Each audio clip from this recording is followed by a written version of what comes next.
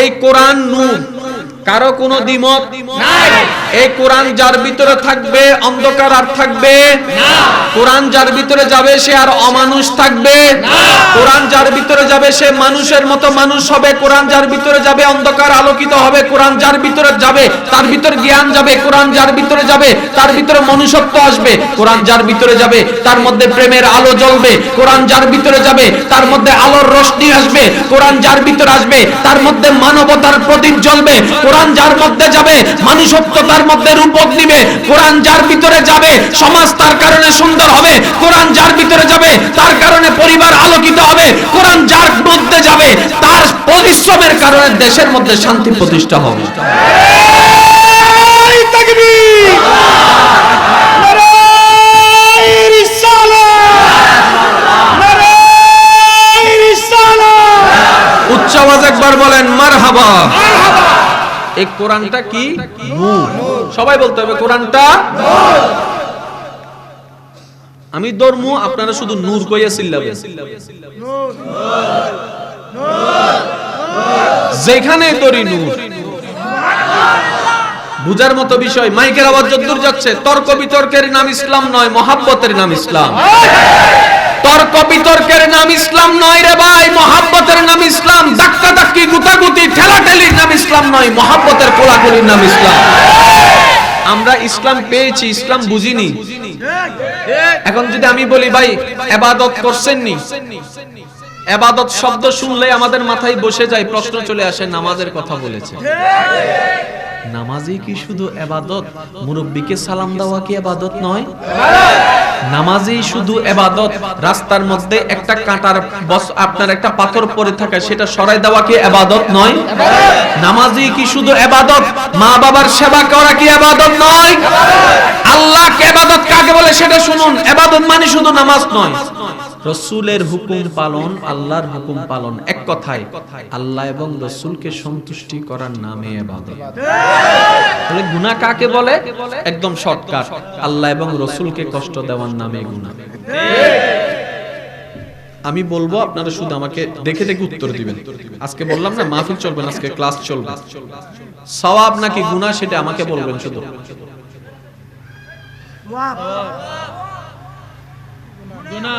আমার গ্লাস তো গ্লাস, পানি তো পানি, গুনাহ হইল কা? তো বাম হাত যদি এত অপবিত্র হয়, মসজিদে ঢুকার আগে বাম হাতটা কাটতে ফালাই দিয়ে যান। কথা কয় না? বাম হাতটা যদি এত অপবিত্র হয়, মসজিদে ঢুকার আগে কাটতে ফালাই দিয়ে যান। কয় না বাম হাত তো পবিত্র নয়, তাহলে বাম হাতে খেলে গুনাহ কেন? ভাই আমরা গুনাহ চিনি, কারণটা আমরা জানি না। হাতের কারণে গুনাহ নয়, গ্লাসের কারণে গুনাহ নয়, পানির কারণে গুনাহ নয়। আপনার আমার নবী নিষেধ করেছেন, ওই নিষেধকে অমান্য করার নামই গুনাহ। বাস এতটুকু মাথায় বসা রাখেন। গুনাহ কাকে বলে? আল্লাহ এবং রাসূলকে কষ্ট দেওয়ার নাম গুনাহ। আচ্ছা, মা বাবার সেবা করলে খুশি হন কে? আল্লাহ। আল্লাহ খুশি হলে কি দেয়? সওয়াব। সওয়াব সওয়াব। মা বাবার সেবা করে গুনাহ না সওয়াব? কেন সওয়াব? কারণ আল্লাহ খুশি হয়। এখন মা বাবার সেবা না করলে কি হয়? গুনাহ হয়। কেন গুনাহ হয়? আল্লাহ নারাজ হয়, তাই গুনাহ হয়। এখন কি বুঝতে পেরেছেন? কাজের কারণে কোনো সওয়াবও নাই, কাজের কারণে কোনো গুনাহও নাই। কাজটা দামি হয় আল্লাহ এবং রাসূলের সন্তুষ্টির কারণে। এখন খেয়াল করবেন, যেটা বলেছিলেন সেটা আবার বলেন। এখন আমি পড়ছি, বিসমিল্লাহির রহমানির রহিম।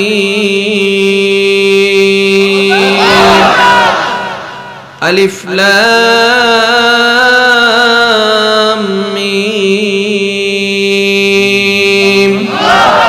যালিকাল কিতাবু লা রাইবা ফীহি হুদাল লিল মুত্তাকিন আল্লাযীনা ইউমিনুনা বিল গায়বি ওয়া ইউকিমুনাস সালাতা ওয়া মিম্মা রাযাকনাহুম ইউনফিকুন। সওয়াব হইছে না গুনাহ হইছে? আমি এতক্ষণ কি পড়ছি? কোরআনটা জানি কি? নূর। তাহলে আমি নূর পড়েছি, আপনারা নূর শুনেছেন। ঠিক? কোথায়? আমি পড়েছি কোথায়? আপনারা শুনেছেন কোথায়?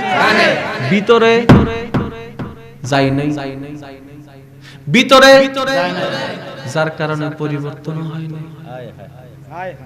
একটু একটু একটু বোঝার চেষ্টা করবেন, কারণ আপনারাই বলেছেন এই নূর যেদিকে যাবে সেখানে অন্ধকার দূর করবে, আলোয় আলোকিত করবে। কিন্তু আমরা কোরআন পেলাম, ঝগড়া বন্ধ করতে পারলাম না। আমরা কোরআন পেলাম, অশান্তি বন্ধ করতে পারলাম না। আমরা কোরআন পেলাম, সমাজে শান্তি প্রতিষ্ঠা করতে পারলাম না। তাহলে কেমন মুসলমান হলাম? তখন উত্তর আসে, ব্যর্থতা কোরআনের মধ্যে নয়, ভুলটা কোরআনের মধ্যে নয়, ব্যর্থতা কোরআনের পাড়ায় নয়, ব্যর্থতা সূরার মধ্যে নয়, ব্যর্থতা আয়াতের মধ্যে নয়, ব্যর্থতা আমাদের মনের মধ্যে, আমাদের চিন্তার মধ্যে, আমাদের ভালোবাসার মধ্যে। কোরআনের মধ্যে কোনো ব্যর্থতা। এখন একটু খেয়াল করেন, আপনি পড়েছেন আলহামদুলিল্লাহি রাব্বিল আলামিন, এই পড়াটা যেই দিন সুরের মতো সুন্দর করে নূরের আলোয় আলোকিত হয়ে ভিতরে যাওয়া শুরু করবে, একটু খেয়াল করেন, ইনজেকশন যখন বাইরে থাকে, যখন আপনার সুইয়ের ভিতরে, রগের ভিতরে যায়, অটোমেটিক সেই কাজ করা শুরু করে। এখানে একটা জিনিস, আমরা তো হুজুর মানুষ, তো বেশি কিছু জানি না, আপনাদের থেকে কয়েকটা কথা শিখছি, সেগুলো একটু বলার চেষ্টা করি। সব রোগের ওষুধ দেয়া হয় না, কিছু রোগের ওষুধ ইনজেকশন দেয়া হয়। আচ্ছা, ইনজেকশন আসেনি? ডাক্তার আসেনি? রোগী আসেনি? তো শরীরে ঢুকার দরকার আছে না নাই? যেদিকে মন চায় সেদিকে খান্দায় দিলে তো হয় না। ডাক্তার গীতা করে জানেননি? ডাক্তার সব কি বিচারেন? কয় রোগ বিচারি। আমি কই কিতার লাগা? এখানে মারেন না, এখানে মারেন না। কয় না, রোগে মারলে কাজ হবে। এটা আবার কেমন কথা? আমার বিজ্ঞানের ভাইদেরকে জিজ্ঞেস করুন, যারা ফিজিক্স নিয়ে পড়ালেখা করে, তাদেরকে, বায়োলজি নিয়ে পড়ালেখা করে, তাদেরকে প্রশ্ন করে দেখুন। ডাক্তারের সংস্পর্শে যান, প্রশ্ন করুন, ডাক্তার মহোদয় রোগের মধ্যে কেন ইনজেকশনটা মারলেন? কয় রক্তের মাধ্যমে, রোগের মাধ্যমে রক্ত সার্কুলার হয়, রক্ত সার্কুলার হয়, রক্ত সার্কুলার করে। সুবহানাল্লাহ। আল্লাহর কুদরতটা একটু বোঝার চেষ্টা করুন, কারণ এই বডির ডিজাইনার কোন ব্যক্তি নয়, আল্লাহ। কেমন ভাবে আপনার বডি আপনার আল্লাহ বানিয়েছেন একটু খেয়াল করে দেখুন। রোগের মাধ্যমে রক্তের সার্কুলার হয় সারা দেহের মধ্যে। আমি যখন ইনজেকশনটা রোগের মধ্যে পুশ করব, যে রোগের কারণে তুমি কষ্ট পাচ্ছ, সেই রোগের ওষুধটা যখন আমি রোগের মাধ্যমে প্রবেশ করাবো, ওই ওষুধটা রক্তের সাথে মিক্স হবে, রক্তের সাথে মিক্স হবে, রোগে রোগে রোগে রোগে রোগে সারা শরীরের মধ্যে পর্যবেক্ষণ করবে, সারা শরীরে চলতে থাকবে। সুতরাং কোন জায়গায় রোগ আমি তো জানি না, রোগে দিয়ে দিলে সেই ওষুধটা রোগের জায়গায় অটোমেটিক পৌঁছে যাবে, কাজটা হয়ে যাবে। সেজন্য সব ডাক্তারে ওষুধ দিয়ে দেয় না, মাঝে মধ্যে ইনজেকশন দিও। আর আমরা তো এত সাহসী ইনজেকশন দেখলেই কথা কই না, ফেরাক ফুকলে ইএটিএস মারা লাগে না। এখন আমাদের ভিতরে অনেকেই আছে প্যারাক ফুটছে ঠিকই, ঘরে আর কয় না, কিতার লাগা কয় দইরা। আর ডাক্তাররাও বড় মারাত্মক, যে রোগী ইনজেকশন দেখলে ভয় পায়, তার সামনে যাইয়া এক ফোঁটা, দুই ফোঁটা, তিন ফোঁটা যেগুলা রোগীর সামনে যাইয়া ফালায়। এখন রোগী এমনি ডরে মরে যাইতেছে, এখন পানি দেখে আরো মরে গেছে। একটু খেয়াল করবেন, এই কোরআন তো নূর, আমাদের ভিতর আসলো না কেন? নিশ্চয়ই কোন না কোন এক জায়গায় বেজাল। বেজালটা আগে বাইর করেন, তারপরে না মলম লাগাবেন। বেজালটা কারে দিয়ে জিজ্ঞেস করবেন? আল্লাহ কয় কাউরে জিজ্ঞেস করা লাগবে না, তোর মনকে তুই জিজ্ঞেস কর। আমার প্রত্যেকটা হুকুমকে গবেষণা কর, আমার প্রত্যেকটা আদেশকে তুই গবেষণা কর।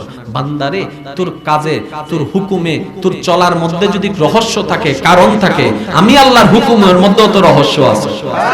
ওলামায়ে কেরাম স্টেজের মধ্যে আসীন আছেন, ওনাদের দোয়াকে সাথে নিয়ে, আপনাদের সহযোগিতাকে সাথে নিয়ে, আল্লাহর রহমতের দরবারের ভিখারি সেজে বসে আমি আলোচনা শুরু করতে চাচ্ছি। মনে যোগ আছে না নাই? আমি কিন্তু বেশিক্ষণ সময় আপনাদেরকে বিরক্ত করব না, সিরিফ আধা ঘন্টা থেকে পৌনে 1 ঘন্টা, এরপর ইনশাআল্লাহ মাহফিল শেষ হয়ে যাবে। কষ্ট হবে আপনাদের? কষ্ট হবে? তার মানে আপনারা চাইতেছেন আধা ঘন্টায় শেষ হোক। ঠিক আছে, আধা ঘন্টায় শেষ হবে। আপনারা তো কইছেন আমার গীতা। এখন একটু খেয়াল করেন, কোরআনের পারায়,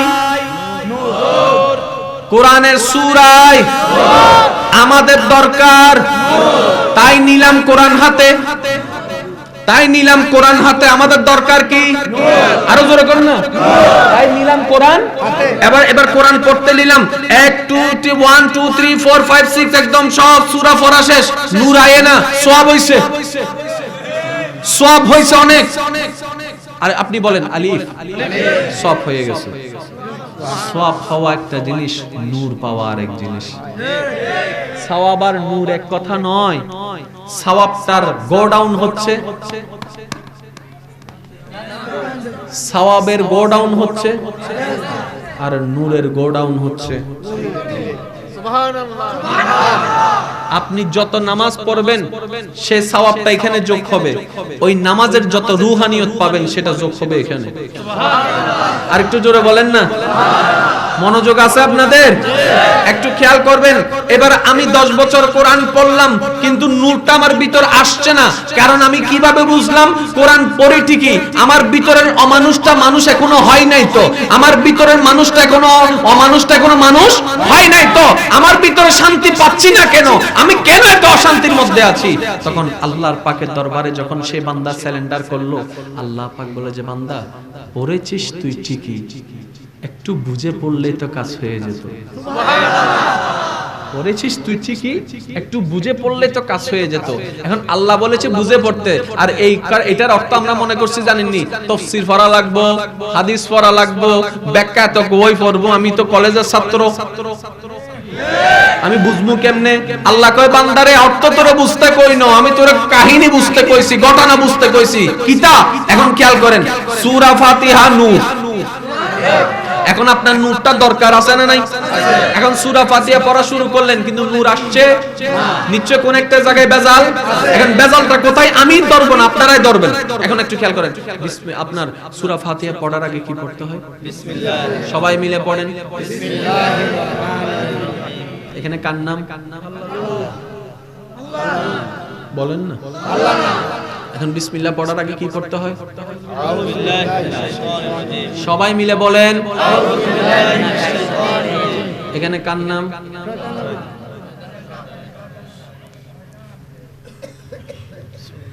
সুবহানাল্লাহ।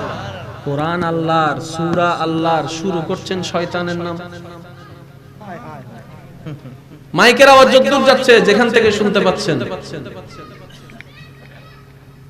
কোরআন আল্লাহর, বাণী আল্লাহর, শুরু করছেন বিসমিল্লাহ। বিসমিল্লাহর আগে আউযু বিল্লাহ, বিসমিল্লাহর মধ্যে আল্লাহর নাম,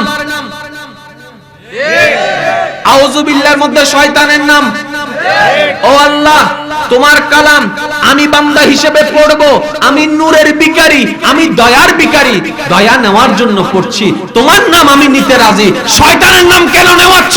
আল্লাহ বলেছে শয়তানের নাম নেওয়াচ্ছি না।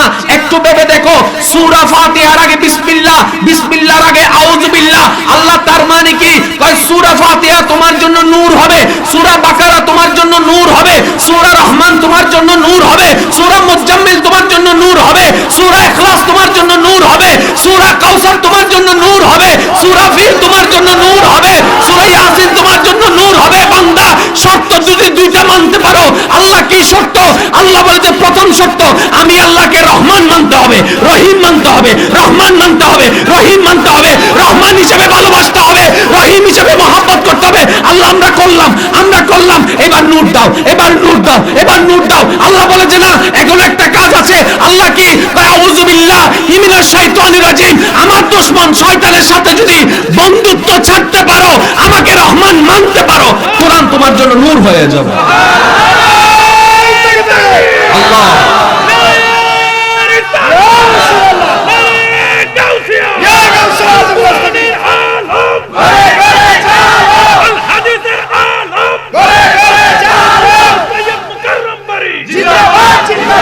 আল্লাহর প্রেমিক বান্দারা একবার বলে ওঠেন মারহাবা।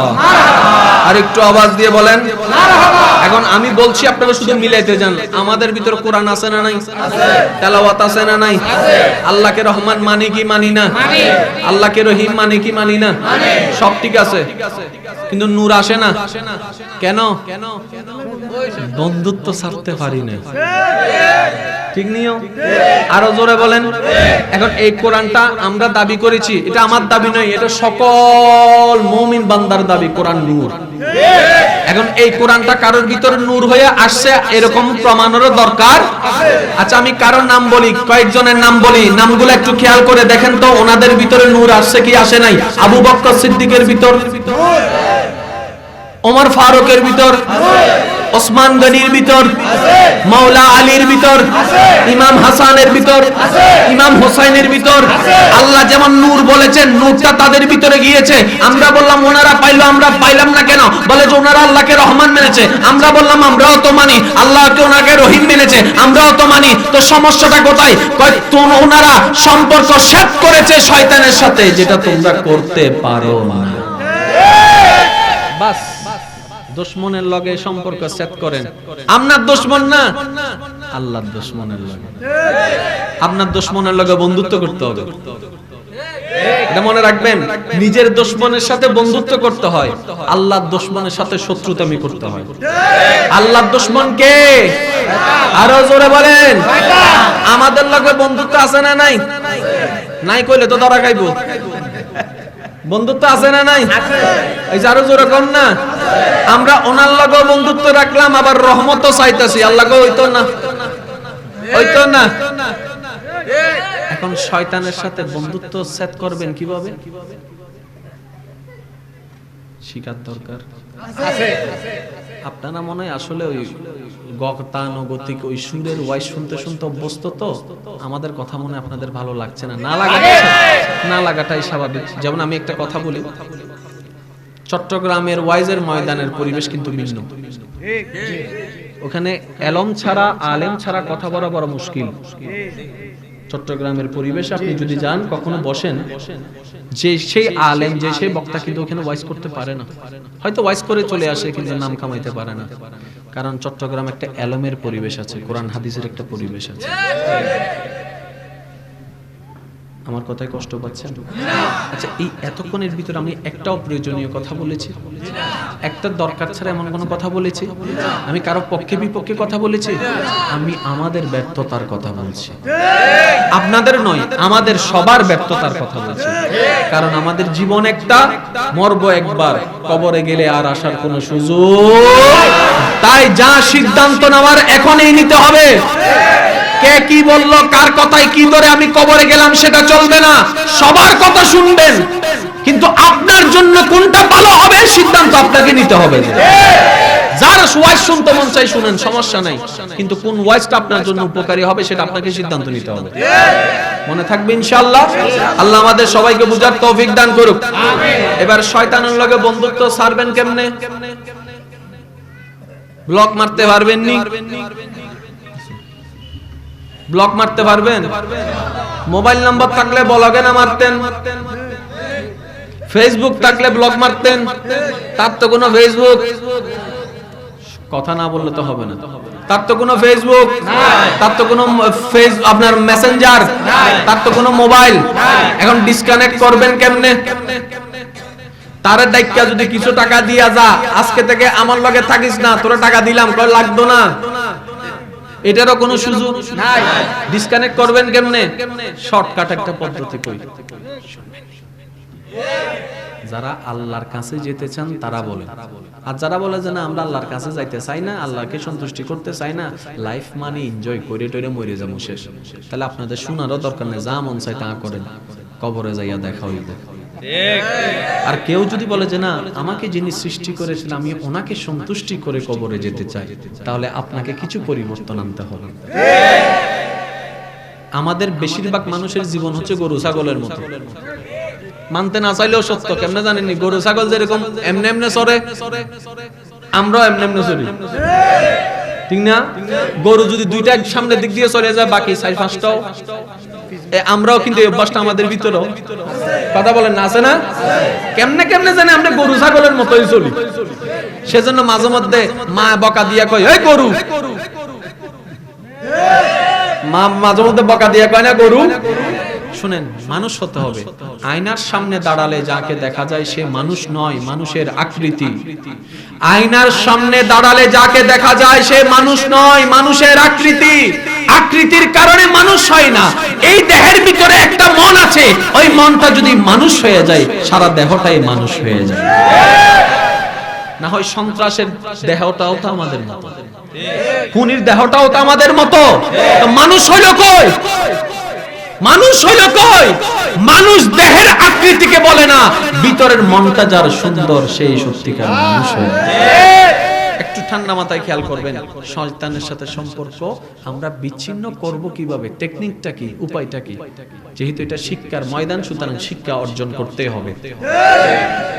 আচ্ছা, আপনার যদি কাউকে ভালো না লাগে কিংবা কারো সাথে যদি আপনি সম্পর্ক রাখতে না চান, তখন আপনি কি করেন? সে কল দিলে,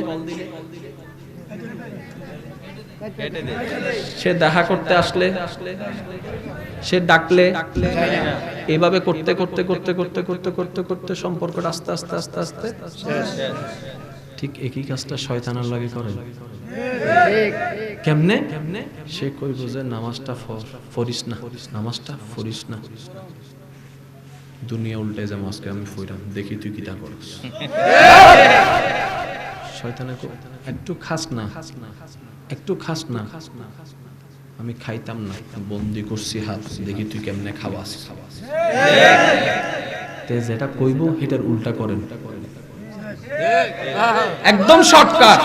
সে যেটা কইব সেটার উল্টা করেন, সে যেটা বলবে সেটা উল্টা করেন। সে যেটাকে না করবে আপনি সেটাকে হ্যাঁ বলেন, সে যেটাকে হ্যাঁ বলবে আপনি সেটারে না বলেন। এখন একটু খেয়াল করেন, মাঝে মধ্যে দেখবেন আপনি নামাজের জন্য প্রস্তুতি নেন, কিন্তু কেমন জানি আজানের আগে ঘুম চলে আসে। তখন আপনি, বেশিরভাগ মানুষ আমরা কি চিন্তা করি? আচ্ছা একটু আরাম করে নি, তারপর উঠে নামাজটা পড়বো। আচ্ছা আরামটা করা হয় ঠিকই, নামাজটা আর পড়া হয়? শয়তানের একটা বড় কৌশল কি জানেন? সে ডাইরেক্ট আপনাকে নিষেধ করবে না। সে কি বলবে জানেন? আচ্ছা নামাজ পড়বি আর কি, একটু পরে। আচ্ছা করবি আর কি, একটু পরে। কোরআনটা পড়বি আর কি, একটু। ডাইরেক্ট না করে না, কারণ সে জানে বান্দারা যদি ডাইরেক্ট না করে বান্দা বুঝে ফেলবে নিশ্চয় শয়তান চলে আসছে। সেজন্য সে ডাইরেক্ট না করে না। সে কি করে? আচ্ছা কর, একটু পরে কর। আচ্ছা যাবি আর কি, একটু পরে। তার মানে এখন যাইস না, একটু পরে। এখন শয়তানের সাথে যদি আপনি বন্ধুত্ব ছিন্ন করতে চান, শয়তানকে যদি বশ করতে চান, তাহলে কি করবেন?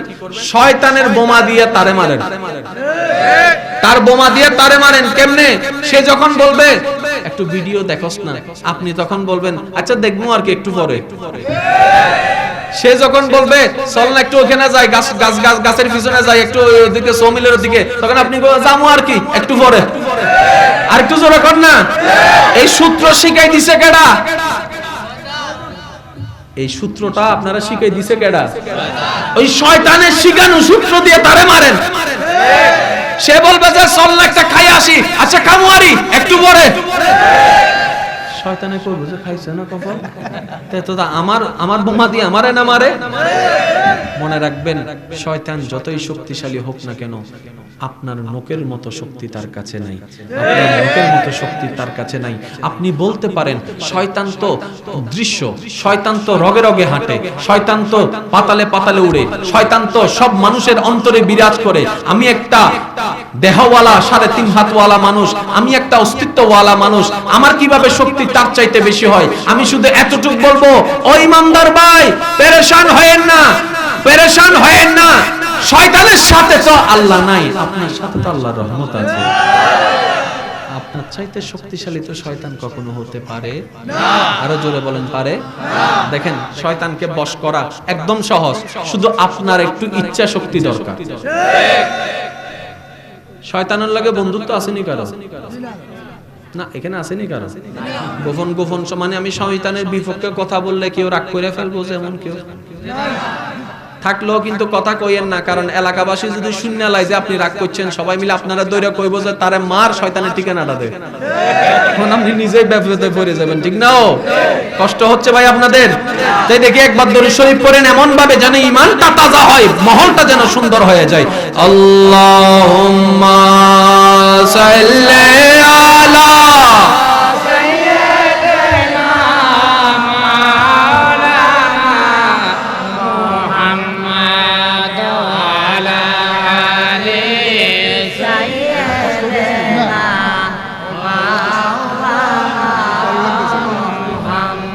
উচ্চ আওয়াজ একবার বলেন মারহাবা। যারা ঘরে আছেন ঘরে বসে থাকেন, যারা লেভেন নিচে আছেন ঘুমাইয়া থাকেন, যারা দোকানে আছেন চা খান, মাহফিলে আইসেন না, দরকার নাই আর।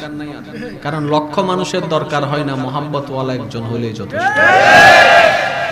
পাঁচতলা বিল্ডিং এর নামাজি আল্লাহ নামাজ পছন্দ করবে এমন কোন কথা? বাঙ্গা মসজিদে নামাজ পড়লে আল্লাহ পছন্দ করবেন এমন কোন কথা? আমার আল্লাহ মসজিদ দেখে না, মসজিদের সৌন্দর্য দেখে না, বান্দার মনের সৌন্দর্যটা দেখে। আমরা আল্লাহকে চিনি কিন্তু জানি না, আমরা বুঝিনি। আচ্ছা একটু খেয়াল করে দেখেন, একটু মনোযোগ আছে তো? আজকের মাহফিলটা আমাদের জীবনের জন্য একটা শিক্ষণীয় মাহফিল হবে। রাজি আছেন আপনারা? শিকার আগ্রহ যাদের আছে তারা একবার দুই হাত তুলেন তো দেখি সবাই। শিকার আগ্রহ যারা আছে, মাশাআল্লাহ, আল্লাহ কবুল করুক। আর একটু জোরে এখন হাত নামান। এই মাহফিলটার প্যান্ডেল এখানে হলো কেন, অন্য জায়গায় হয় নাই কেন? কারণ কারণ কারণ স্টেটটা এইদিকে হয় নাই, এদিকে দিলেন কেন? আছে না? আছে না? প্রত্যেকটা কিছুর একটা কি আছে? আল্লাহ আপনাকে সৃষ্টি করার পিছনে একটা উদ্দেশ্য আছে, ঠিক আছে না? এখন আপনাকে আমি যদি জিজ্ঞেস করি, সবাই এক বাক্যে বলবে, সে প্রশ্নের উত্তর কমন। আমি বারবার বলছি, মাইকের আওয়াজ যদ্দূর যাচ্ছে, ভাই আল্লাহ আপনাকে কেন বানালেন? সবাই উত্তর দিবে ইবাদতের জন্য, ঠিক নি? আচ্ছা, ইবাদতের জন্য যদি আপনাকে বানায়, ডেইলি কয় ওয়াক্ত নামাজ? 5 ওয়াক্ত পড়তে কয় ঘন্টা লাগে? ডেইলি কয় ঘন্টা? ডেইলি কয় ঘন্টা? এখন আর দিনে রাতে কয় ঘন্টা? 24 ঘন্টা থেকে 1 ঘন্টা গেলে আর বাকি থাকে কয় ঘন্টা? এই 23 ঘন্টা কি করবেন? আপনিই তো বলেছেন আল্লাহ আপনাকে ইবাদতের জন্য বানিয়েছে, তো 23 ঘন্টা আপনি কি করতেছেন? শুনুন শুনুন, আপনি আমি চাইলে 24টা ঘন্টায় ইবাদত বানাই ফেলতে পারি। আর একটু জোরে বলেন না। আপনি আমি চাইলে 24টা ঘন্টায় ইবাদত বানাতে পারি। কিভাবে? একটু খেয়াল করুন। আমাদের জীবনে ব্যবসা আছে, চাকরি আছে, গাড়ি চালানো আছে, রাস্তায় চলা আছে, সংসারে যাওয়া আছে, বড় ভাইয়ের সাথে কথা বলা আছে, মা বাবার সাথে কথা বলা আছে, বন্ধু বান্ধব নিয়ে সময় দেওয়া আছে, পড়ালেখার অংশ। কথা না বললে তো হবে না রে ভাই, একটু আওয়াজ দিয়ে বলেন। কথা, আপনার পড়ালেখার অংশ, চাকরি করার অংশ, বাথরুমে যাওয়া, গোসল করা, ঘুমাইতে যাওয়া, বিছানায় শোয়া, পানি খাওয়া। আপনি যদি আপনার জীবনের প্রতিটা কাজকে নবীর সুন্নাত মোতাবেক করতে পারেন, 24টা ঘন্টায় আপনার ইবাদতের মধ্যে গুজার হয়ে যাবে। শুধু ইবাদত মানে নামাজ নয়। আপনি জানেন একজন মুসলমান আরেকজন মুসলমানের সাথে মুস্কি হেসে কথা বলা, এটাও ইবাদত। একজন এতিম বাচ্চা আপনার গ্রামে, আপনি জানেন যার বাপ নাই মা নাই, অসহায়, রাস্তা দিয়ে দেখেছেন, শুধু মাত্র 5টা সেকেন্ড অপেক্ষা করে তার মাথায় একটু হাত বুলাই দেন, হাত বুলাই দেন, হাত বুলাই দেন, আপনার আমলনামায় সওয়াব লিখে দিবেন আল্লাহ। একজন মুরব্বি চলে যাচ্ছে, চিনেন কিংবা না চিনেন, আপনি ওনাকে দেখে শ্রদ্ধা প্রকাশ করে শুধু সালামটা দিয়েছেন, মাত্র 3 সেকেন্ড, আসসালামু আলাইকুম, বাস এতটুকু 3 সেকেন্ড, আপনার আমলনামায় সওয়াবটা লেখা হয়ে যাচ্ছে। আর একটু জোরে বলেন না। আপনার পকেটে কিছু টাকা এসেছে, সেই টাকাটা আপনি 2 ভাগে ভাগ করলেন, কিছু পরিবারের জন্য, কিছু অসহায়ের জন্য।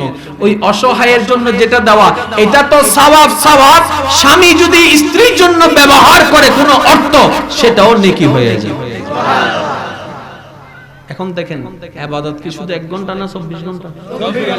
যদি আপনি বানান, আর আপনি যদি না বানাইতে চান 1 ঘন্টাও ইবাদত নাই।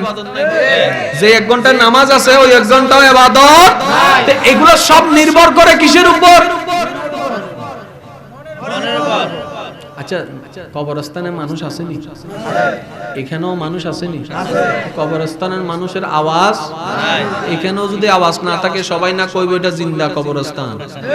তা যারা যারা জিন্দা আছেন একবার কোন তো দেখি মারহাবা মারহাবা। তার মানে ভলিউম আছে, শুধু কিপটামি করেন আপনারা। তাই সবাই একই আওয়াজ একবার বলেন মারহাবা মারহাবা। আল্লাহ কবুল করুন, আমিন। সব কিছুর মূল হচ্ছে মন। এই মন রাজ্যটা দখল করে নিছে কে? মন গড়টা বানাই দিছেন কে? থাকার কথা কার? দখল করে নিছে কে? সুযোগটা দিছে কারা? সুযোগটা দিছে কারা? তো ভুল করছি বলে কি সারা জীবন ভুল করে যাব?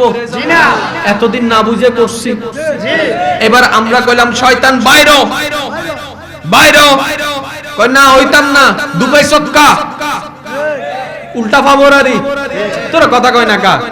মাঝে মধ্যে উল্টা ফাবর দেয় না? কাউরে আপনি থাকতে দিবেন 5 দিন, অসহায় মানুষ আসছে তারে 5 মাস থাকতে দিবেন, 5 মাস পরে কয় তুই বাইরো। এরকম আছে না অনেক সময়? তো শয়তানকে আমরা ভুল করে নিজের মনের মতো দামির করে সুযোগ করে দিলাম থাকার জন্য। কোন না কোন কারণে, বন্ধুর পাল্লাই হোক, বান্ধবীর পাল্লাই হোক, যে কোনো পাল্লাই হোক, তাকে আমি ঘরের ভিতর ঢুকাই দিলাম।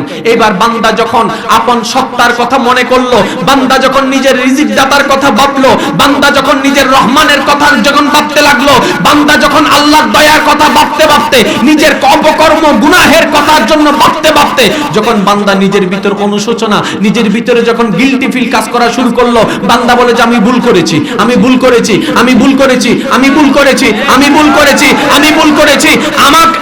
আমি ওনার জমিনে দাঁড়িয়ে ওনার দেওয়া শক্তি ব্যবহার করে, ওনার দেওয়া হায়াত ব্যবহার করে ওনাকে কষ্ট দিয়েছি। আমার মতো নাফরমান হতে পারে না, আমার মতো নাফরমান হতে পারে না। সামান্য 2 দিন স্কুলে না গেলে 3য় দিন আমাদের টিচারে বলে যে অভিভাবক ডেকে আনো, অভিভাবক ডেকে আনো। একদিনের পড়া যদি না শিখে সারে মারতে মারতে পিঠ লাল করে ফেলে। অথচ আমার আল্লাহ এত দয়াবান, ফজরের নামাজ পড়ি নাই, ঘুম থেকে ওঠার আগে নাস্তার ব্যবস্থা করে দিয়েছে। বান্দার ভিতর একটা পরিবর্তন চলে আসলো। C C C C C, যার খাইলাম তারই কষ্ট দিলাম। দিন শেষে কিন্তু আমরা যতই খারাপ হই, মানুষ কিন্তু মানুষই হই। বড় ভাই রাগ করে ছোট ভাইকে যতই মারুক, ঘরের ভিতরে যায় কিন্তু বড় ভাইও চোখের পানি ফেলে। মা বাবা যতই সবার সামনে শাসন করুক না কেন, পর্দার অন্তরে লাগিয়ে মার মনটাও কাঁদে, বাবার অন্তরটাও কাঁদে। আর আল্লাহ তো আল্লাহ। একটু বুঝার চেষ্টা করবেন। আমি বারবার বলছি, প্রথমেই বলেছি, মনের কান দিয়ে যদি না শুনেন কিচ্ছু বুঝবেন না। কারণ মন হচ্ছে এমন একটি জায়গা যেটা আছে জমিনে, কিন্তু কানেকশনের মতো কানেকশন লাগাইতে পারলে উত্তর আসবে লামকান থেকে। এটা সবার কাছে আছে, সবার কাছে আছে। আল্লাহর ওয়াস্তে, আল্লাহর ওয়াস্তে অতীত ভুলে যান। আল্লাহর ওয়াস্তে নিজের জীবনটা পাল্টানোর নিয়ত করুন। আপনি চাইলে পারবেন। বান্দা যখন চেষ্টা করে আল্লাহর দিকে যাওয়ার জন্য, আল্লাহর রহমতও তাকে সহযোগিতা করতে থাকে। ভাই মানুষ তো হন, কারোর জন্য না, অন্তত নিজের জন্য হন। এবার বান্দা বলে যে শয়তান তুই বাইরো, শয়তান বলে যে এখন আমাদের পক্ষে হাত ঢুকানো সম্ভব, ওপেন হার্ট সার্জারি করে ডাক্তারকে দেখাইয়া ফ্লাশ করাও সম্ভব, সার্ফ এক্সেল দিয়ে দোয়াও সম্ভব। এবার বান্দা বিপদে পড়ে গেল। 2 বছর, 3 বছর, 10 বছর, 20 বছর, 50 বছর আমি তো কাটাই ফেললাম। শয়তানকে ঘরের মধ্যে জায়গা করে দিলাম। আল্লাহকে রাখা দরকার ছিল, রাখতে পারি নাই। আমি ভুল করেছি, ভুল করেছি, ভুল করেছি, ভুল করেছি, ভুল করেছি। এখন আমি কবরে তো যাইতে হবে, আজ না হয় কাল। আল্লাহর সামনে কেমনে দাঁড়াবো? আল্লাহর সামনে কেমনে দাঁড়াবো? আল্লাহর সামনে কেমনে দাঁড়াবো? কোন চেহারা নিয়ে দাঁড়াবো? আল্লাহ যদি বলে যে আমি তোরে খাওয়াইলাম, আমারে কষ্ট দিলি, আমি সেই দিন কি বলবো? বান্দা যখন অনুশোচনা করছে মসজিদের পারে বসে, মসজিদের পারে বসে বান্দা যখন বলছে আমি তো অনেক গুনাহ করেছি, আল্লাহর সামনে কেমনে দাঁড়াবো? হঠাৎ করে মসজিদের ভিতর থেকে আপনাদের এলাকার খতিবে মুকাররম জুমার মসজিদের বয়ানের মধ্যে বসা ভাষণ দিচ্ছেন। যদি কোনো গুনাহগার বান্দা থাকো, অতীতে গুনাহ করেছো, অপরাধ করেছো, এমন যদি কোনো বান্দা থাকো, তোমরা মনোযোগ দিয়ে শুনো, তোমাদের আল্লাহ তোমাদের জন্য একটা ফরমান দিয়েছেন। ওই গুনাহগার বসা থেকে দাঁড়ায় গেল, গুনাহগারের জন্য আল্লাহর ফরমান। গুনাহগারের মতো গুনাহগারে বাটফারের জন্য আল্লাহর একটা ফরমান এসেছে। কত বড় সৌভাগ্যবান সে, মনোযোগ লাগায় শুনতে লাগলো। এবার খতিবে মুকাররম মসজিদের ভিতর থেকে আওয়াজ দিচ্ছে, লা তাকনাতু মির রাহমাতিল্লাহ। আরেকটু জোরে, গুনাহ যারা করেছো নিরাশ হইও না, আল্লাহর রহমত তোমাদেরকে ডাকছে। আর একটু জোরে, আল্লাহর রহমত তোমাদেরকে ডাকছে।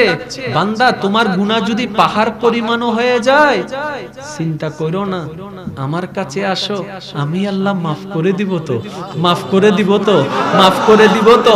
বান্দা, তোমার গুনাহ যদি আসমান পর্যন্ত ছুঁয়ে যায়, লা তাকনাতু মির রাহমাতিল্লাহ, ইন্নাল্লাহা ইয়াগফিরুয যুনুব জামিয়া জামিয়া। বান্দা, তোমার গুনাহ যদি আসমান পর্যন্ত হয়ে যায়, অন্তর থেকে যদি তুমি বুঝতে পারো, একবার জমিন থেকে তুমি চোখের পানি ছেড়ে অনুশোচনা করে তওবা করো, আমি আল্লাহ তোমার একটা তওবার কারণে সারা জীবনের গুনাহ মাফ করে দিতে রাজি। আল্লাহু আকবার। ইয়া রাসূলুল্লাহ, ইয়া রাসূল আযম দস্তগি, জিন্দাবাদ জিন্দাবাদ জিন্দাবাদ। আওয়াজ একবার বলেন না মারহাবা। মারহাবা। অনেকে বিরক্ত হয়ে গেছে। দেখেন, আসলে একটা জিনিস বলি, ভালো জিনিস চলে না, খারাপ জিনিস চলে। দুধ ঘরে ঘরে যাইয়া বিক্রি করা লাগে, আর মদ দোকানে যাইয়া খাওয়া লাগে, ঠিক না? তো এগুলা তো আপত্তি নাই, কারণ কি জানেন, এরকম না হলে কিয়ামত আসবো কেমনে? আর আমরা চাই তাড়াতাড়ি দুনিয়া ধ্বংস হয়ে যাক। আমার চাওয়া তাড়াতাড়ি দুনিয়া ধ্বংস হয়ে যাক, কারণ থাকতে লাভ কি? গুনাহ না করব। বালা কিছু করলে অন্যের উপকার করতে পারলে না হয় থাকতে মারি। আমরা তো এমন জীবন বানাইছি, বাইরের মানুষও দোয়া করে, এতগুলা মানুষ মরে, তে মরে না। গুনাহগারের জন্য আল্লাহর ফরমান। গুনাহগারের মতো গুনাহগারে বাটফারের জন্য আল্লাহর একটা ফরমান এসেছে। কত বড় সৌভাগ্যবান সে, মনোযোগ লাগায় শুনতে লাগলো। এবার খতিবে মুকাররম মসজিদের ভিতর থেকে আওয়াজ দিচ্ছে, লা তাকনাতু মির রাহমাতিল্লাহ। আরেকটু জোরে, গুনাহ যারা করেছো নিরাশ হইও না, আল্লাহর রহমত তোমাদেরকে ডাকছে। আর একটু জোরে, আল্লাহর রহমত তোমাদেরকে ডাকছে। বান্দা, তোমার গুনাহ যদি পাহাড় পরিমাণও হয়ে যায়, চিন্তা করো না, আমার কাছে আসো, আমি আল্লাহ মাফ করে দিব তো, মাফ করে দিব তো, মাফ করে দিব তো। বান্দা, তোমার গুনাহ যদি আসমান পর্যন্ত ছুঁয়ে যায়, লা তাকনাতু মির রাহমাতিল্লাহ, ইন্নাল্লাহা ইয়াগফিরুয যুনুব জামিয়া জামিয়া। বান্দা, তোমার গুনাহ যদি আসমান পর্যন্ত হয়ে যায়, অন্তর থেকে যদি তুমি বুঝতে পারো, একবার জমিন থেকে তুমি চোখের পানি ছেড়ে অনুশোচনা করে তওবা করো, আমি আল্লাহ তোমার একটা তওবার কারণে সারা জীবনের গুনাহ মাফ করে দিতে রাজি। আল্লাহু আকবার। ইয়া রাসূলুল্লাহ, ইয়া রাসূল আযম দস্তগি, জিন্দাবাদ জিন্দাবাদ জিন্দাবাদ। আওয়াজ একবার বলেন না মারহাবা। মারহাবা। অনেকে বিরক্ত হয়ে গেছে। দেখেন, আসলে একটা জিনিস বলি, ভালো জিনিস চলে না, খারাপ জিনিস চলে। দুধ ঘরে ঘরে যাইয়া বিক্রি করা লাগে, আর মদ দোকানে যাইয়া খাওয়া লাগে, ঠিক না? তো এগুলা তো আপত্তি নাই, কারণ কি জানেন, এরকম না হলে কিয়ামত আসবো কেমনে? আর আমরা চাই তাড়াতাড়ি দুনিয়া ধ্বংস হয়ে যাক। আমার চাওয়া তাড়াতাড়ি দুনিয়া ধ্বংস হয়ে যাক, কারণ থাকতে লাভ কি? গুনাহ না করব। বালা কিছু করলে অন্যের উপকার করতে পারলে না হয় থাকতে মারি। আমরা তো এমন জীবন বানাইছি, বাইরের মানুষও দোয়া করে, এতগুলা মানুষ মরে, তে মরে না। অন্যের ক্ষতি করতে করতে শেষ করেছি। সেজন্য আসলে ভালো জিনিস গ্রহণ কম হয়, ঠিক না? সেজন্য আমি চিটাঙের বাইরে একটু কম মাহফিল করি। এটা আমার ব্যক্তিগত মতামত, আমি চিটাঙের বাইরে খুব কম যাই। কেন? অ্যালমটা রাখার মতো জায়গা থাকলে না মজা লাগতো। আচ্ছা, এখান যদি লন্ডন অক্সফোর্ড ইউনিভার্সিটি থেকে পাশ করে আসা একজন ব্যক্তি, এটা আপনাদের এলাকার নিতান্ত একজন গর্ব, অহংকার, অক্সফোর্ড ইউনিভার্সিটি থেকে সে পাশ করেছে, সে যদি এখানে ওটা যদি লাগাতার ইংরেজিতে বক্তব্য দেওয়া শুরু করে, পিছন থেকে মুরব্বি একটা কইব, নাম তো কথা অনেক হইছে, নাম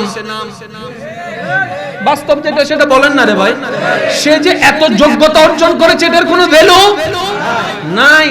কিতা কইব জানেননি? কয় গান গা, ঠিক নি? গান গাইতে পারলে তাক, নাইলে আউট।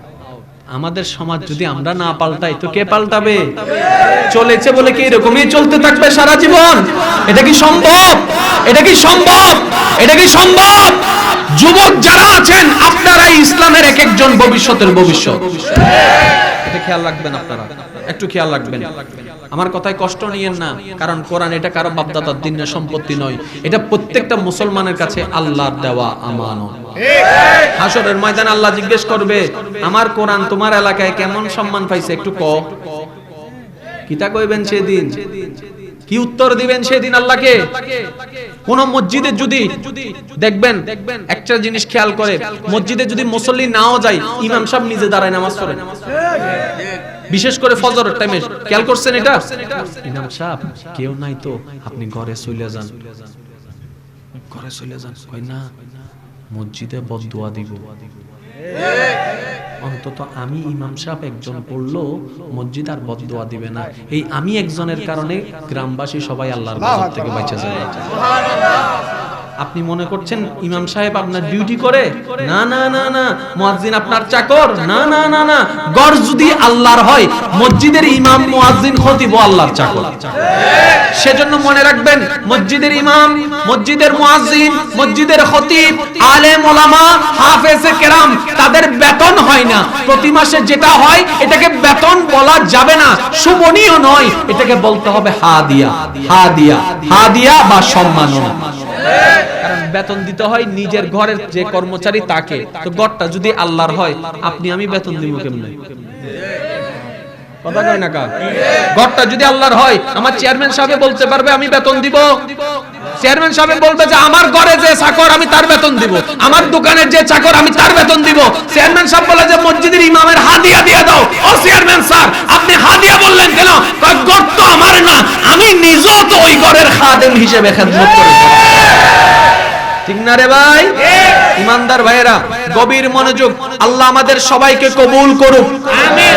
আল্লাহ আমাদের সবাইকে হাসরের ময়দানে পার হওয়ার জন্য রাস্তা সহজ করে দিন, আমিন। শয়তানরে বললাম বাইর হও, সে বাইর হচ্ছে না। গুনায় ভরপুর হয়ে গেল আমার কান, আমার কান গুনায় ভরপুর হয়ে গেল। এবার আল্লাহ বলে যে বান্দা, পাহাড় পরিমাণও যদি গুনাহ হয়, চিন্তা করিস না।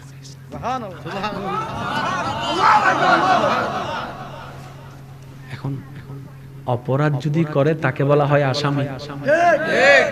আসামি দুই ভাবে গ্রেফতার হয়, একটা হচ্ছে পুলিশ গিয়ে গ্রেফতার করা, আর একটা হচ্ছে নিজে থেকে। আমি কিন্তু ককটেল বোমা মাইরা দিব কইলাম, আওয়াজ যদি ছোট হয় সবাই মিলে কর না। একটা হচ্ছে পুলিশ যাইয়া অ্যারেস্ট করা, আর একটা হচ্ছে নিজে থেকে আত্মসমর্পণ। কোনটা উত্তম? এই দুটোটা যেটা আপনার দেশে আছে, এই দুটোটা আবার ইসলামেও আছে। কেমনে জানেননি? আল্লাহ বলে হাসরের ময়দানে আমার পুলিশ বাহিনী, ফেরেশতারা তোমাকে গ্রেফতার করার আগে দুনিয়াতে যে তওবা করে সারেন্ডার হয়ে যাবে নিজে থেকে। আর আপনারা তো জানেন, অ্যারেস্ট যদি করা হয় সাজা লম্বা, আত্মসমর্পণ করলে দেশের আইনত এই অবস্থা। যদি অপরাধ স্বীকার করে নেন, যদি অপরাধ করে আয় করিনো, আয় করিনো, আয় করিনো, প্রমাণ যেদিন হইব, এই কোর্টে তুই মিথ্যা কই এত লম্বা করছত কা, পুলিশের হয়রান করছত কা, সিআইডি রে হয়রান করছত কা, ধর। আরো জোরে বলেন। তাহলে একটা হচ্ছে অ্যারেস্ট হওয়া, আরেকটা হচ্ছে আত্মসমর্পণ করা। তওবা মানে কি? তওবা মানে হচ্ছে আল্লাহর দিকে ফিরে আসা। ফিরে আসা মানে কি? আমাদের প্রত্যেকটা বান্দার জায়গা ছিল আল্লাহর দরবার। শয়তানের ফাঁদে পড়ে আল্লাহকে পিছনে দিয়ে আমরা শয়তানের দিকে চলে গেলাম। তওবা মানে শয়তান থেকে আবার ফিরে আল্লাহর রহমতের দিকে আসা। তওবা মানে এটা না, এটা মানে তওবা না। তওবা মানে এটাকে পরিবর্তন করে এদিকে লাগাই দেওয়া। মনে থাকবে ইনশাআল্লাহ। আচ্ছা দেখেন, এখন তওবা যখন করবেন কয়বার? এখন যদি স্যালেন্ডার করি সবাই তো দেখতে লাগবে, তাহলে ইজ্জত সম্মান কথা কয় না। আমি এত বড় নেতা, আমি যদি স্যালেন্ডার করি সবাই তো কইব না। ছোট ছোট নেতা কর্মীরা, স্যার আপনি স্যালেন্ডার করে দিয়েছেন, আমরা কই যাইয়াম? ভবিষ্যতে আর কোনো নেতাগিরি দেখাইতে পারমু? বাইগিরি দেখাইতে পারমু? তোদের সম্মান শেষ। ফেসবুকে যদি ছবি চলে আসে, পত্রিকায় যদি ছবি চলে আসে, আর যদি জাতীয় টিভিতে চলে আসে তাইলে তো, আর যদি ইন্টারন্যাশনাল পত্রিকায় চলে আসে তাইলে তো আল্লাহ। একটা গুনার কারণে ওই আসামি এত চিন্তা করে, আর আমি তো স্যালেন্ডার করতে চাচ্ছি একটা গুনাহ নিয়ে নাও। 40,000 গুনাহ আছে, 40,000 গুনাহ আছে এখানে। একটা আমার এতগুলা গুনাহ করছি, কয়টা গুনাহ কখন করছি এটাও মনে নাই, কিন্তু জমা আছে। আল্লাহ আমি এখন কি করব? আল্লাহ পাক বলে, বান্দা সবার সামনে বললে তোর ইজ্জত যাবে। তুই কি মনে করিস তোর আল্লাহ তোর ইজ্জত নষ্ট করবে? ওরে আল্লাহর বান্দার একবার বলেন না সুবহানাল্লাহ। এ বান্দা তুই কি মনে করিস তোর আল্লাহ তোর ইজ্জত রক্ষা করবে না? আল্লাহ এতগুলা গুনাহ করার পর করবা? কয় হ। বান্দা মসজিদে যাইয়া 2 রাকাত নফল নামাজ পড়া চোখের পানি ছেড়ে ছেড়ে আমার কাছে তওবা কর, স্যালেন্ডার কর, এতটুক বল আল্লাহ ভুল করেছি তুমি মাফ করে দাও। বাস এতটুক বল আল্লাহ ভুল করেছি তুমি মাফ করে দাও। এখন আমরা বললাম আল্লাহ সপ্তাহে শুক্রবার স্যার আমি আজকে যদি আমি সোমবারে চলে যাই, যে কেউ দেখে তো কইব এটা তো শুক্রবার সারা দেখা যায় না, এটা আজকে গেল কা, নিশ্চয় কোথাও ধরা খাইছে। আল্লাহ ইজ্জত চলে যাবে। তো আল্লাহ বলে যে বান্দা তুমি মসজিদে যেতে পারবে না, আল্লাহ ইজ্জত। আল্লাহ বলে যে সমস্যা নেই, তুমি একটা কাজ করো, মসজিদে আসার দরকার নেই, তোমার ঘরের একটা রুমের মধ্যে যাই নামাজটা বিছিয়ে তুমি দাঁড়ায় যাও, সিজদার মধ্যে পড়ে যাও, সিজদার মধ্যে পড়ে যাও। বান্দা তুমি ওইখান থেকে তওবা করো, আমি মাফ করে দিব। আল্লাহ আমি স্বামী হয়ে যদি এভাবে দাঁড়াই, স্ত্রী হয়ে যদি দাঁড়াই, তাহলে স্বামীর কাছে ইজ্জত শেষ, স্ত্রীর কাছে ইজ্জত শেষ। আল্লাহ সেখানে তো ইজ্জতের ভয়। আল্লাহ বলে যে বান্দা তুই টেনশন করিস না, মসজিদে যাওয়ার দরকার নেই, যাই নামাজ বিছানোর দরকার নেই, ওযু যদি করতে না পারো ওযু করার দরকার নেই। বান্দা বিছানায় শুয়ে হোক বসে হোক, তুই মনে মনে ঠোঁট নাড়ানোর দরকার নেই, তুই মন থেকে ওখান থেকে আমার কাছে তুই তওবা কর, তুই মন থেকে জমিন থেকে করবি, আমি লামকান থেকে সেটা কবুল করে নিব। সুবহানাল্লাহ।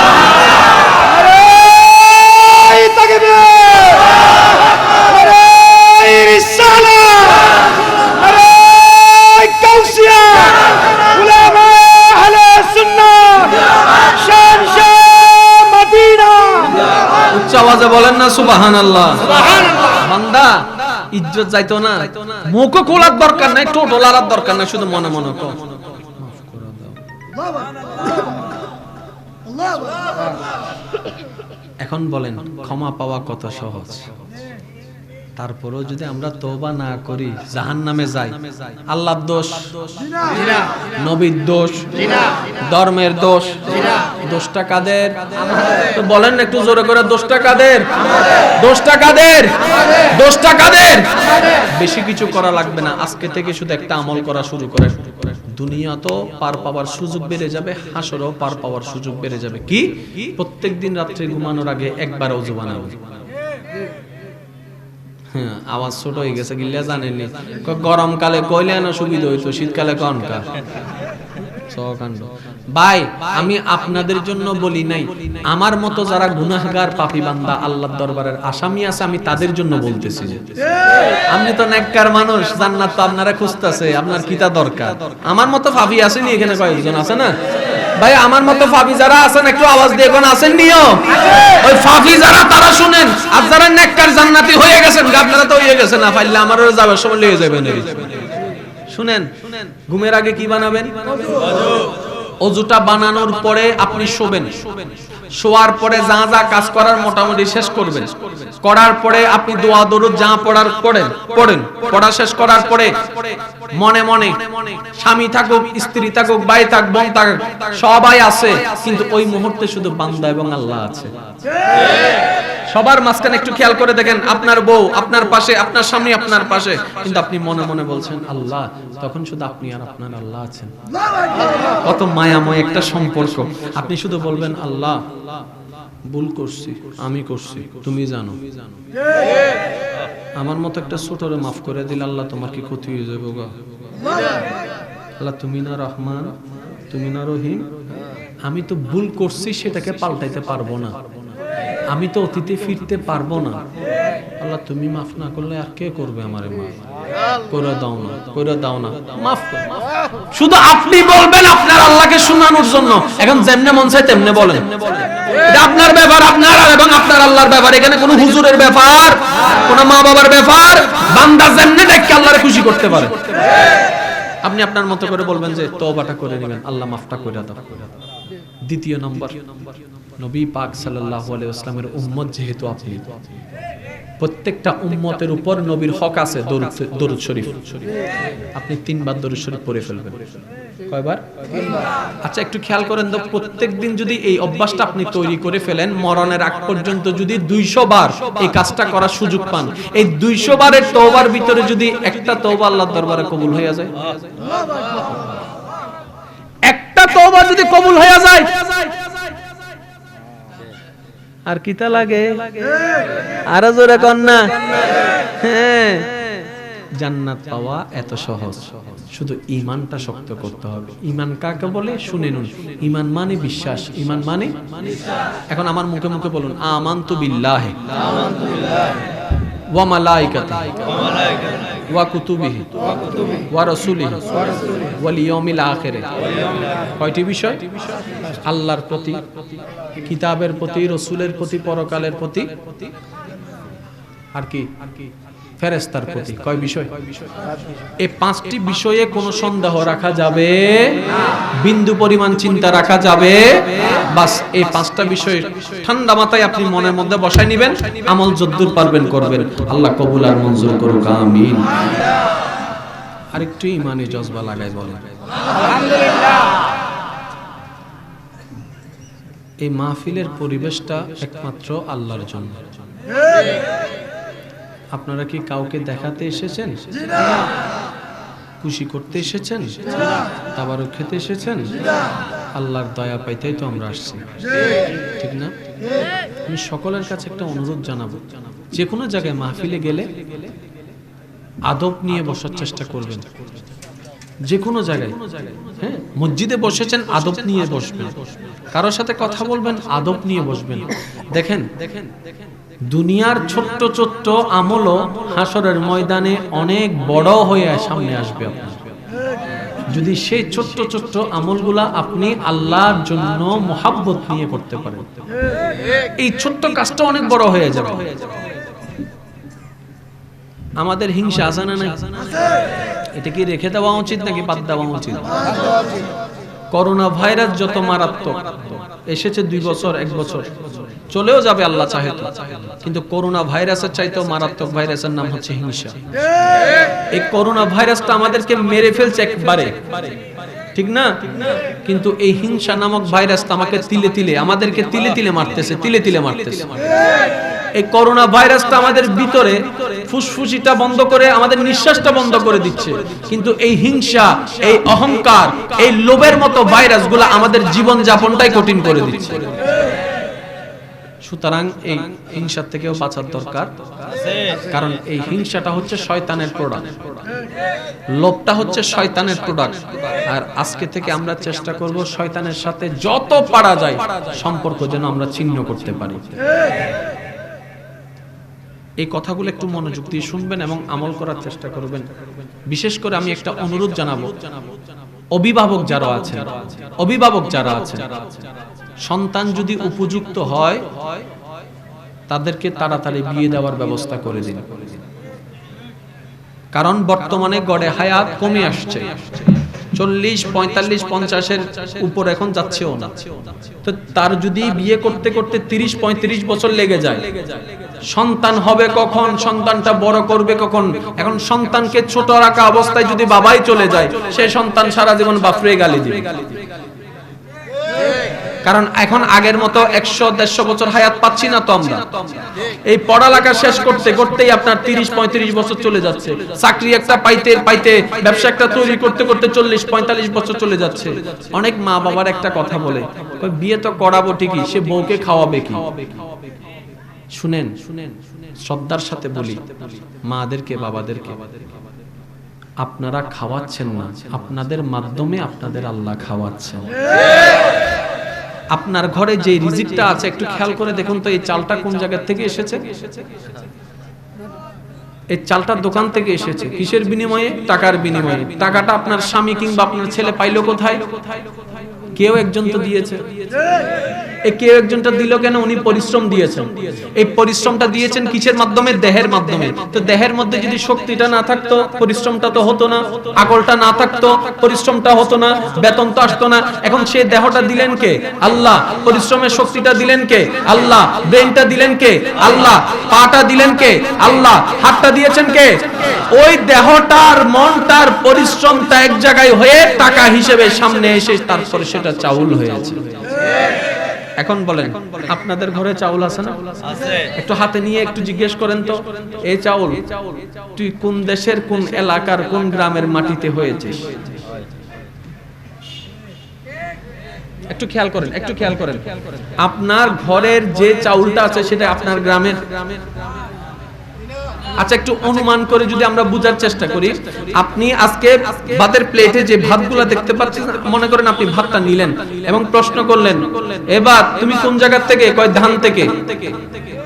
এ ধান তুমি কোন জায়গার মাটির, কোন জায়গার, কোন এলাকার? তখন সে ধান মনে করেন উত্তর দিল আপনাকে, আমি ময়মনসিংহের। ময়মনসিংহের একটা গ্রামের ছোট্ট একটা জায়গার মাটিতে আমি উঠেছি। এখন আপনি ভেবে দেখেন, কোথায় আপনি, কোথায় ময়মনসিংহ? তার মানে আজকের দিনে যে আপনি খাবেন, আপনার খাবার রিজিকটা ময়মনসিংহের সেই কৃষকদেরকে দিয়ে আল্লাহ সুন্দরভাবে ব্যবস্থা করে রেখেছিলেন। আপনি তো সেই আল্লাহর বান্দা, এত ঘাবড়াচ্ছেন কেন? মায়ের পেটের ভিতরেও যিনি আপনাকে খাওয়াইছেন, যত্ন নিয়েছেন, তিনিই তো রহমান। আপনার সন্তান যদি উপযুক্ত হয়, ইনকামের কথা চিন্তা করবেন না, বিয়ে করার ব্যবস্থা করে দিন, অন্তত চরিত্রটা যেন সুন্দর থাকে। যখন বিবাহ করবে, কোরআনে পাকে আল্লাহ পাক কি বলেছেন একটু খেয়াল করে দেখবেন তো। আল্লাহ পাক কোরআনের মধ্যে বলছেন, স্বাবলম্বী যদি হয়, উপযুক্ত যদি হয়, বিয়ে দিয়ে দাও। রিজিকের টেনশন তোমার করা লাগবে না, আমি আল্লাহই রিজিকের ব্যবস্থা করে দেব। তো যেখানে আল্লাহর ওয়াদা আছে সেখানে বাবার টেনশন করার দরকার, মার টেনশন করার দরকার, কিংবা আপনি চিন্তা করছেন যে আর একটু ছেলে বড় হোক কিংবা ইনকাম করুক তারপর আমি বিয়ে দেব, এর আগে যদি আপনি মারা যান, হতেও তো পারে। সেজন্য চরিত্র হচ্ছে সবচেয়ে দামি সম্পদ। ওটা রক্ষা করার জন্য যা করা দরকার, বাবা হিসেবে, মা হিসেবে এই দায়িত্বটা আপনারা একটা গ্রহণ করুন। আল্লাহ আপনাদের রিজিকের মধ্যে, আল্লাহ আপনাদের সংসারের মধ্যে, শান্তির মধ্যে অনেক গুণ বরকত বাড়াই দিবে, যদি আপনারা আল্লাহ সন্তুষ্টির জন্য, যদি আপনারা আল্লাহ সন্তুষ্টির জন্য কাজ করতে পারেন। আরেকটু জোরে বলেন না সুবহানাল্লাহ। আরেকটু ঈমানি আওয়াজে বলেন না। আমাদের সমাজে আর একটা বদ অভ্যাস আছে, কোন মেয়ের যদি বাবা মারা যায়, ওই মেয়ের সহজে বিয়ে হয় না, বিয়ে ভেঙে যায় শুধু বাবা না থাকার কারণে। আমার ইমানদার ভাইয়েরা, সকলের উদ্দেশ্যে আমার একটি প্রশ্ন, আপনারা আওয়াজ দিয়ে বলুন, হায়াতের মালিক কে? মওতের মালিক কে? এই মেয়েটার বাবা যে মারা গিয়েছে, এখানে মেয়েটার কোনো হাত আছে? আমাদের বোনটার কোনো দোষ আছে? তাহলে কেন আপনি সেই কথাটাকে এভাবে বলছেন যে মেয়ের বাবা নাই, এখানে বিয়ে দেব না আমার ছেলেকে, আমার এখান থেকে বউ আনবো না আমার ছেলের জন্য? এই কথা বলার তো কোনো প্রশ্নই আসে না। আপনার মেয়ে দরকার ছেলের জন্য, বউ নয়, আপনার মেয়ে দরকার। আপনি আপনার ছেলেকে বিয়ে করাই আপনার জন্য একটা মেয়ে আনবেন। যদি আপনার মেয়েকে নিয়ে কেউ এভাবে বলে যে বাবা নাই, মা নাই, এই মেয়েকে বিয়ে করা যাবে না, তখন আপনার কেমন লাগবে? আল্লাহর ওয়াস্তে এই ধরনের কথা বলিয়েন না। আপনারা যখন এই ধরনের কথাটা বলেন, আমরা যখন এই ধরনের কথাগুলা বলি, মন মানসিকতা চিন্তা করি, লালন করি, ওই বোনটার মনের উপর কি অত্যাচার যাচ্ছে একবার খেয়াল করে দেখুন তো। যে বাবা মারা গেছে, তার কোনো হাত নাই, কিন্তু সমাজের সবাই বলছে তোমার বাবা নাই, তোমার বাবা নাই, তোমার বাবা নাই।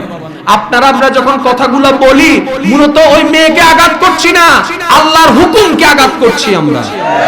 আল্লাহ বলে যে আমি বানাইলাম, আমার মন চাইলে আমি দুনিয়াতে রাখবো, আমার মন চাইলে আমি দুনিয়া থেকে নিয়ে আসবো, আমার বান্দাকে যতদিন ইচ্ছা আমি রাখবো, যতদিন ইচ্ছা আমি রাখবো না, এটা আমার ব্যক্তিগত ব্যাপার, এটা আমি আল্লাহর ব্যাপার, তোমরা কেন নাক গলাচ্ছ? সেজন্য কখনো এই ধরনের কথা বলা যাবে? আরেকটু জোরে বলেন না, যাবে? আপনি বিয়ে করাবেন, মেয়েটাকে আনেন, সৎ চরিত্র, মেয়েটাকে বিয়ে দিবেন, টাকা পয়সা দেখেন না, সৎ চরিত্রটা দেখেন। কারণ টাকা পয়সা আজকের 6 তলা বিল্ডিং বিয়ের 6 মাস পরে চলে যেতেও পারে, কিন্তু চরিত্রটা যদি সৎ থাকে, সে শাক দিয়েও ভাত খাওয়াইলে ওই ঘরের মধ্যে শান্তি থাকবে। আল্লাহ আমাদেরকে কিছু কিছু বিষয় এরকম পরিবর্তন করার তৌফিক দান করুন, আমিন। আরেকটা বিষয় বলবো, যদি শুনতে চান বলবো। আমি কিন্তু আজকে একটু তাড়াতাড়ি শেষ করছি, কেন জানেননি? কইতে পারবেন আপনাদের একটু খিদা বেশি লাগছে তো না? যেভাবে উঠা শুরু করছেন কয়েকজনে, হ্যাঁ শুনেন, আমি মাহফিলটার ডেটটা আজকে যেটা দিছি, অনেক কষ্ট করে দিছি, আর আমি চিন্তা করতেছি আগামী 2 বছর ওয়াইজ বন্ধই করে দেব। আমার ব্যক্তিগত কথা, এটা আমি বন্ধ করে দিব। কেন জানেন? ওয়াইজ শোনার মানুষ নাই, গান শোনার মানুষ আছে। তারপর আপনি আল্লাহর যায় গান শুনাইন হাসরে যাইয়া। এমনি তো হাদিসে পাকে আছে, জান্নাতীদেরকে আল্লাহ সূরা রহমান তেলাওয়াত করে শোনাবেন। যারা জান্নাতে যাবেন, আল্লাহ তাদেরকে সূরা রহমান তেলাওয়াত করে শোনাবেন।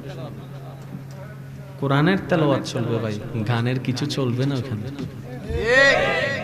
আর ওইখানে যদি কেউ বলে যে জান্নাতেও গান আছে, আমি বলবো যে ঠিক আছে, আপনার কথা ঠিক, কিন্তু ওই গানটা আপনাদের দেশের গান না তো, এটা তো জান্নাতি গান।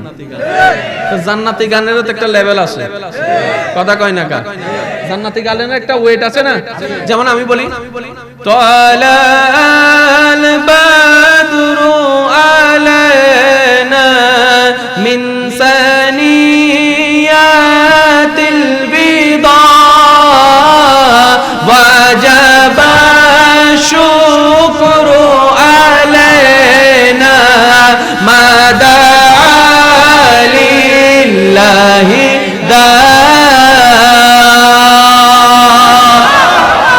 আপনার আমার নবী যখন মক্কা থেকে মদিনায় হিজরত করতে লাগলেন, হিজরত করার এই আওয়াজটা যখন তারা শুনলো, সংবাদটা যখন মদিনাবাসী শুনলো, সবাই অধীর আগ্রহে অপেক্ষা নিয়ে আছে যে নবীর নাম এতদিন শুনেছি, সেই নবী নাকি আজকে মদিনাতুল মুনাওয়ারায় আসতেছেন, মদিনাতুল মুনাওয়ারায় ইয়াসরিবের জমিনে আসছেন, ইয়াসরিবের জমিনে আসছেন। সবার একটা আকাঙ্ক্ষা, একটু দেখি নবীটা কেমন, নামে না শুনেছি, চেহারা মুবারকটা একবার দেখি। অধীর আগ্রহে অপেক্ষা করতে লাগলো। সেই নবী যখন ইয়াসরিবের মধ্যে মদিনাতুল মুনাওয়ারায় ঢুকতে লাগলেন, এবার মদিনাবাসীরা খুশিতে উৎফুল্ল হয়ে নবীর জন্য একটা স্বাগতম সঙ্গীত গেয়েছেন, স্বাগতম একটা ওয়েলকাম সং গেয়েছেন, সঙ্গীত গেয়েছেন। এটা ছিল এটা গান গাইছে ঠিকই, কিন্তু গানের একটা স্ট্যান্ডার্ড আছে। লুঙ্গি ডান্স এটা কিটা বুঝলাম না। লুঙ্গি মানে কি? লুঙ্গি মানে লুঙ্গি আরি, যেটা ঘুমানোর সময় গিট মারা লাগে, এসব কথা কয় না কা? আচ্ছা লুঙ্গি তো বুঝলাম, আচ্ছা লইছি একটা 300 টাকা দিয়ে লুঙ্গি। এখন ডান্স মানে কি? তা লুঙ্গিরে নাচাইতাম না আমি নাচতাম, এটা বুঝলাম না। এটার কোন অর্থ আছে? আরো জোরে কর না, এটার কোন অর্থ আছে? মুন্নি বদনাম হই, তো বদনাম হইলে আবার গাছ কা? কথা কয় না কা? তো বদনাম হইলে এটা কি প্রকাশ করবো না গোপন রাখবো? এটা তো প্রকাশ করে লেছে। গান হইলো কেমনে দেখুন, গান তালাল বাদরু আলাইনা মিন সানিয়াতিল বিদা ওয়াজাবা الشكر علينا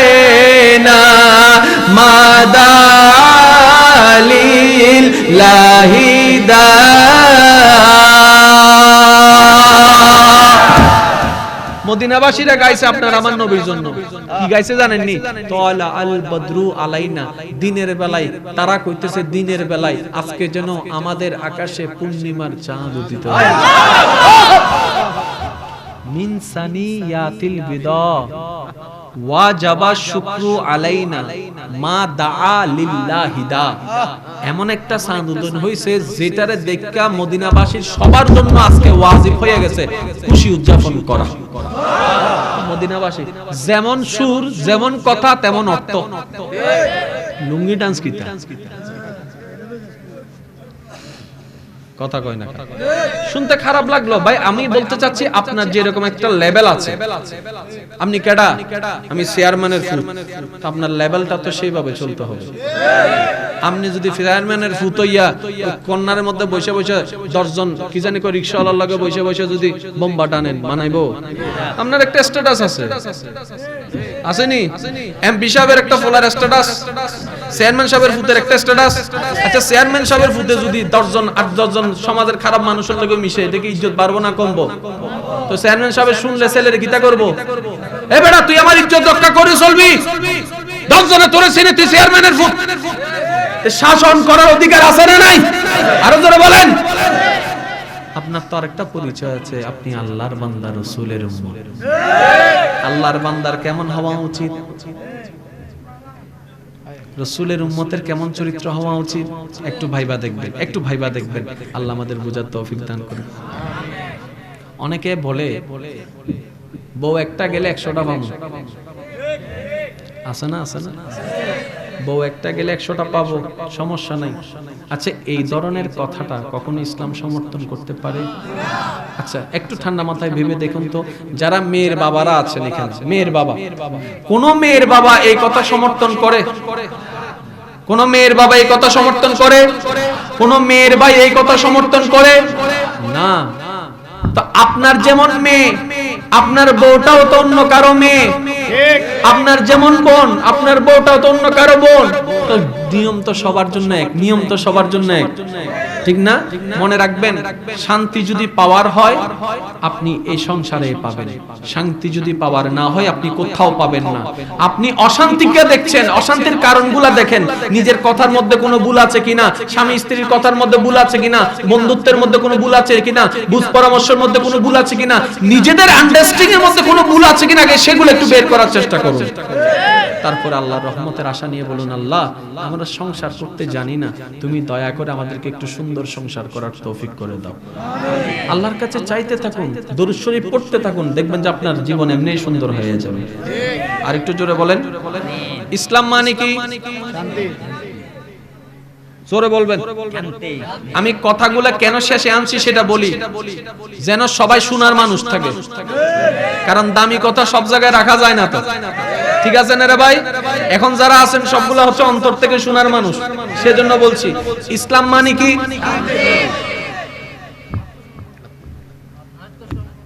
তো শান্তির অর্থ হলো কিভাবে একটু বুঝবেন।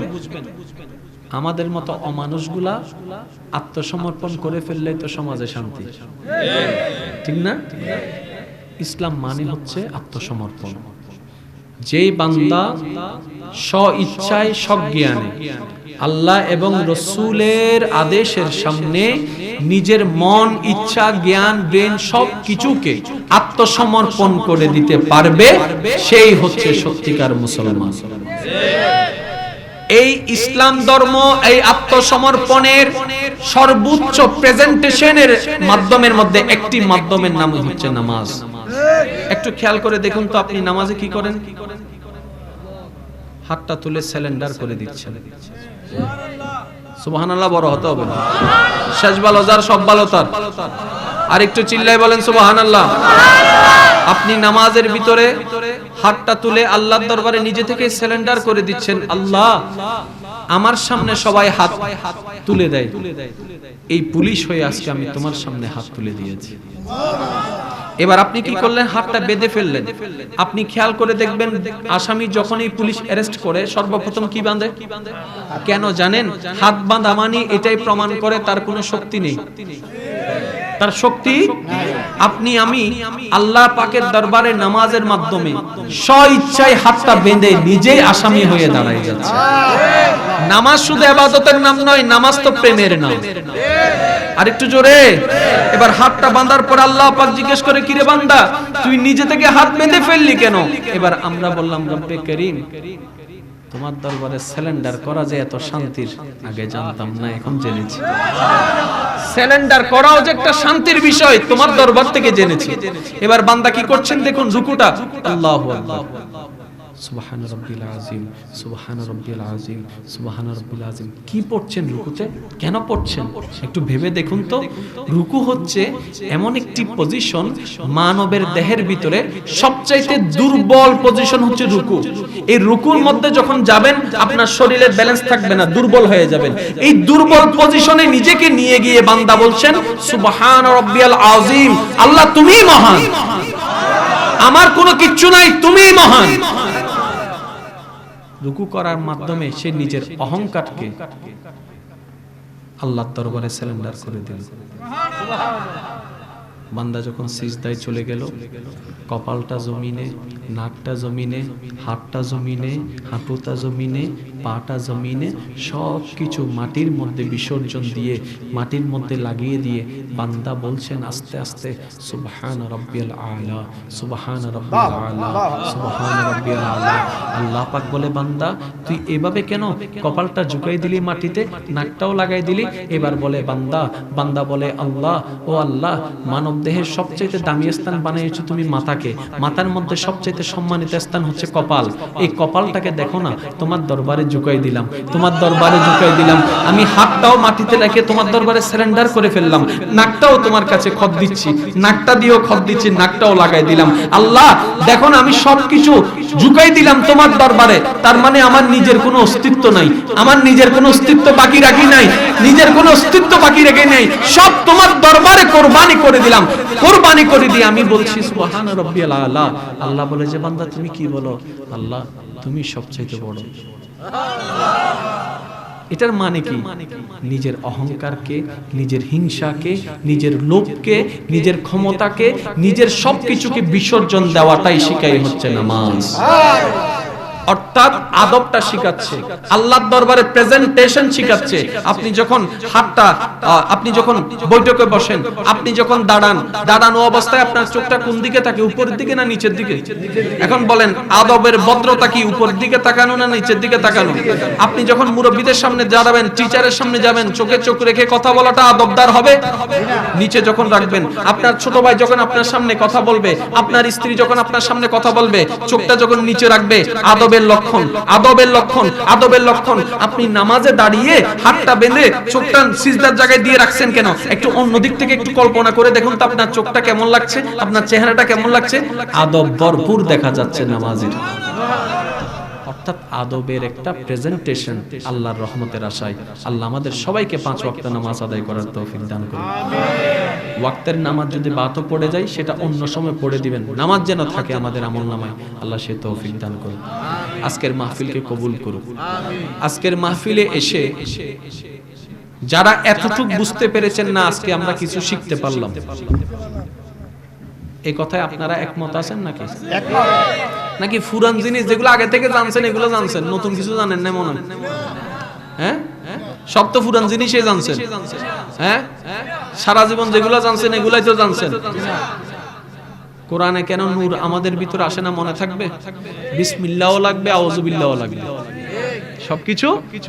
আজকের মাহফিলে এসে যার অন্তর যতটুকু আনন্দিত হয়েছে আল্লাহর খুশির জন্য, ওই আনন্দ প্রকাশ করে সকল আল্লাহর বান্দা একই আওয়াজে একবার বলেন তো দেখি, মারহাবা।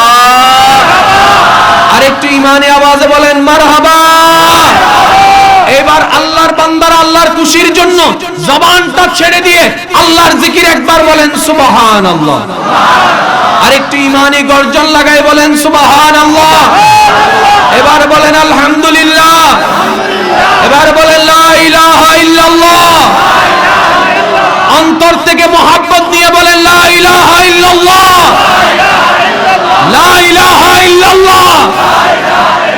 এবার দুই হাত আল্লাহর দরবারে সবাই তুলে দেন, সবাই আল্লাহর দরবারে দুই হাত তুলে চিৎকার দিয়ে বলেন আল্লাহু আকবার, আল্লাহু আকবার, লা ইলাহা ইল্লাল্লাহ মুহাম্মাদুর রাসূলুল্লাহ সাল্লাল্লাহু আলাইহি ওয়াসাল্লাম।